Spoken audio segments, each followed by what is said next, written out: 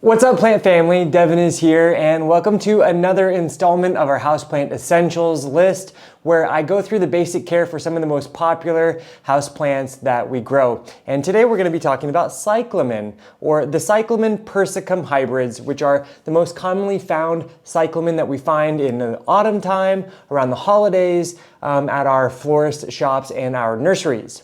Now, these plants are native to Southern Europe, mountainous, alpine areas, quite rocky areas, all the way down to the Mediterranean, Western Asia, and North Africa. And these plants are often found with beautiful marbled foliage that arises out of nowhere in the autumn time, followed by these bright, brilliantly colored blooms through the winter season. All right, so how do we care for these beautiful plants? First, let's talk about lighting. These are going to be doing the very best in a well-lit, bright room where they can bask in brightness all day long. They don't need to hog the very best, sunniest spot in the home, but an area with an eastern or western facing window is going to be ideal. Now, the next thing we need to consider is the temperature. This is one of the reasons why most gardeners fail with these plants, is because in the wintertime, many of us have our homes too warm. These need an average daytime temperature between like 60 to 67 degrees Fahrenheit. And then a nighttime temperature in the upper 50s is ideal. When these are exposed to too warm of temperatures, number one, they often get really floppy, the flowers will just not continue to produce, and they can even go into dormancy, which is exactly what we don't want. We really need to grow these in an area of the home that's going to stay rather cool. That can be a little bit challenging, so you do some thinking about if you have a location like that in your home before you decide to purchase these and try to grow them. You don't want to have them in an area where it's going to get a warm draft from a vent that's going to really harm this plant's ability to thrive and stay in bloom. With the right conditions, these can easily bloom all the way through winter, up to 3 months of gorgeous flowers, producing new flowers all the time. So typically, many of us will buy them at our florist shop, and the soil that they come growing in is going to be fine. Now, if you are repotting them, a bagged houseplant potting mix will be great. Those are going to help them to retain a little bit of moisture, but keep them from becoming waterlogged, which is absolutely essential. Okay, the next thing we need to consider is how to water these. This can be a little bit of a tricky scenario for these plants. These plants like to stay just a little bit moist, but they don't like to remain sopping wet, but they also don't like to get too dry for too long either. You really have to find a happy medium. So the best thing to do is to give them either small sips of water like this on a regular basis, discarding any water that may find itself in that tray below. Alternatively, we can water them from below, providing them with about 1/4 to 1/2 inch of water in the drip tray beneath it, letting it sit for about 15 minutes, and then discarding that additional water should typically provide it with a nice amount of moisture. Now, it's important to feel the soil between watering. We want to make sure that it feels moist at all times, and once you feel it start to getting a little bit dry, that's our cue that it needs some water. The other way to determine when it needs water is to just simply pick up your plants every day, and you'll start to get a feel for how heavy they should feel when they are nicely watered.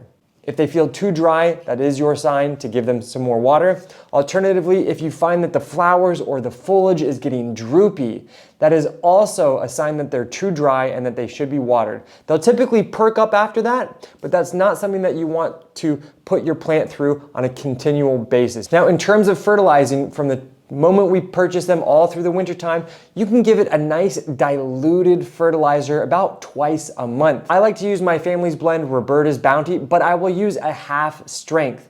I will use half as much of fertilizer as is recommended on the back of the bag with the same amount of water. And that's going to give a right amount of fertilizer for our cyclamen all winter season.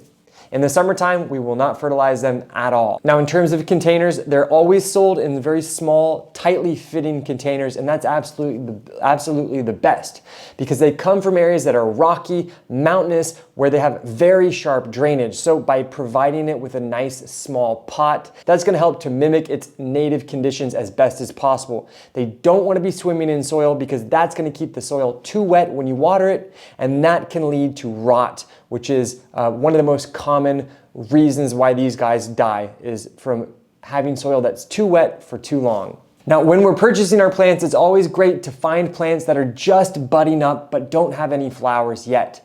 Those are the plants that you want to purchase. That means they're just starting their blooming cycle, and that will ensure that you have the longest season of flowers ahead of you. It's imperative that you remove those spent flowers when they're finished so you can give the plant an opportunity to focus its energy on opening up the next set of flowers. It's also very important to do a weekly grooming, removing any yellowing leaves that may find themselves at the bottom, at the base of your plant. Remove those so fresh foliage can grow. Now, as we know, these plants will go dormant in the late spring and in the summer season, and you can tell just because they'll stop producing new foliage and they'll stop producing new flowers. Once they've started to go dormant, we can actually just put them outside, and while they're dormant, we'll just leave them dry. You can leave them in a mostly shaded area and just let them be. Don't water them, don't fertilize them. And then once the autumn starts to come back around and the temperatures start to get a little bit cooler, you'll find that they'll start to put a little bit of new growth on, and that's your cue. You can start watering them and follow this unique houseplant regimen over again. This plant is a little bit more involved, but it is absolutely worth it because no plant brings such beautiful, richly colored flowers like the cyclamen inside our homes during the winter season. If you enjoyed this video, make sure you give it a like, subscribe to our channel as we are continuing to produce more and more plant-related content like this Houseplant Basics series. So make sure you subscribe so you can follow along. Anyways, thank you for joining me here on Plant Vibrations. I'll catch you soon. Ciao.